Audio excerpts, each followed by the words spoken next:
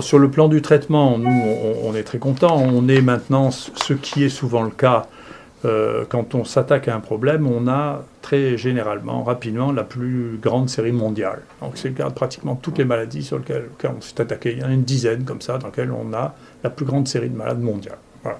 Et donc je pense que sur le Covid, on arrive maintenant probablement à avoir la plus grande série mondiale dans un seul centre, avec, donc ici, on a testé 76 000 sérums de 32 000 patients. 4 296 étaient positifs.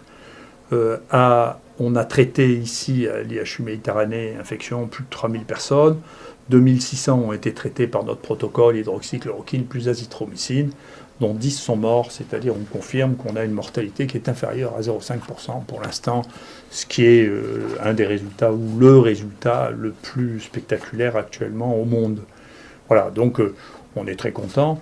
Les thérapeutiques, d'ailleurs cette thérapeutique, qu'elle soit ou qu'elle soit pas, elle est tellement spectaculaire, en réalité, les gens ont tellement de facilité à voir que ça fonctionne, qu'elle se répand, et il y a des analyses qui sont faites en particulier par un institut de sondage des médecins qui s'appelle CERMO, qui montre que dans le monde entier, chez les médecins qui ont en charge ça, le premier traitement de tous actuellement, c'est l'azithromycine dans 50% des cas, et l'hydroxychloroquine ou la chloroquine dans 44% des cas.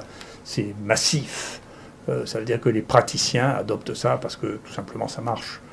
Et d'une manière très intéressante, et qui donnera probablement à réfléchir aux gens sur la méthode, est sorti un papier sur Remdesivir dans le New England qui est un défi à toute méthodologie, puisque pour la première fois on ose publier une étude où il n'y a pas de comparatif. C'est-à-dire on ne compare ce traitement à rien, pas même historiquement. Donc c'est extraordinaire. Et donc la seule chose que l'on note, c'est qu'il y a une toxicité considérable, c'est-à-dire qu'il y a 60% d'effets secondaires, ce qui veut dire que ce médicament ne peut pas être utilisé en dehors des patients qui ont une forme très grave, mais les patients qui ont une forme très grave, on le sait ici, en réalité, n'ont presque pas ou n'ont plus de virus, ils ne sont plus à ce stade-là, ils sont à un autre stade.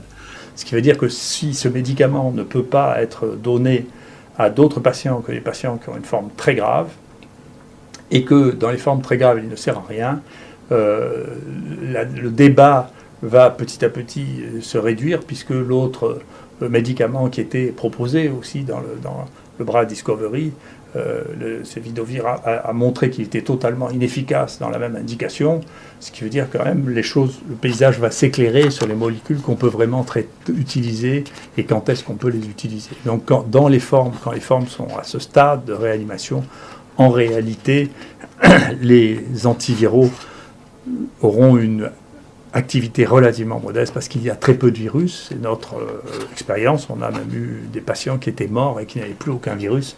On voit mal comment un antiviral prescrit à ce stade pourrait avoir la moindre efficacité. Donc le traitement, c'est les formes modérées, c'est les formes qui sont sévères mais qui ne sont pas en réanimation, qui permettront de faire les choses. Mais c'est intéressant parce que parmi les auteurs, il y a des gens qui ont fait des grands commentaires sur nos méthodes, mais c'est la première fois que je vois un essai publié sans aucun comparateur, ni historique, ni géographique, ni rien du tout.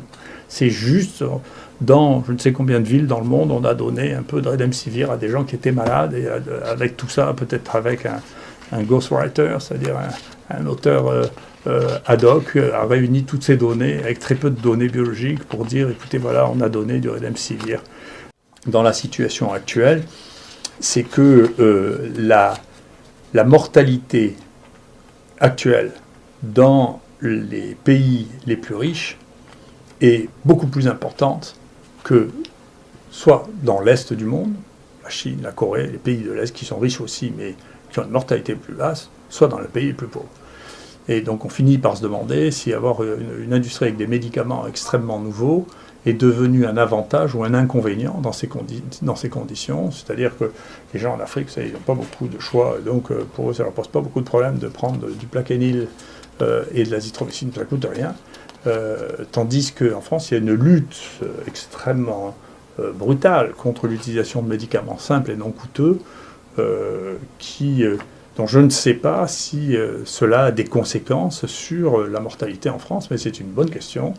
Et en tout cas, nous, quand on voit la différence de mortalité à Marseille comparée à des autres sites en France avec une population et un état de l'épidémie comparable, on peut franchement se poser la question de savoir si c'est mieux de prendre des vieux médicaments qui marchent ou des nouveaux médicaments dont on n'est pas sûr qu'ils marchent et dont on sait qu'ils ont des complications et des effets secondaires très importants.